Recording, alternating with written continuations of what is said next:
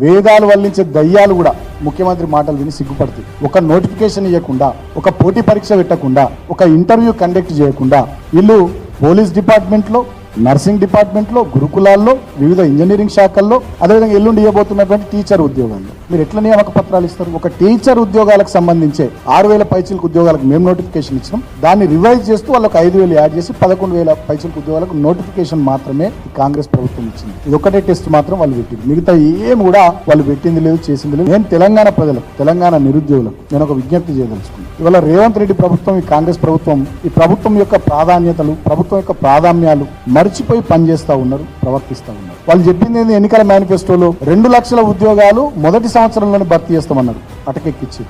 6 గ్యారంటీలు అన్నారు, 6 గ్యారంటీల్లో 13 హామీలు అన్నారు, అవిటిని కూడా అటకెక్కిచ్చారు. మొన్నటిదాకా ముఖ్యమంత్రి, నేను అబద్ధాలకు బ్రాండ్ అంబాసిడర్ రేవంత్ రెడ్డి అని నేను ఎందుకంటున్నా, మొన్నటిదాకా ముఖ్యమంత్రి ఏం మాట మాట్లాడిండు?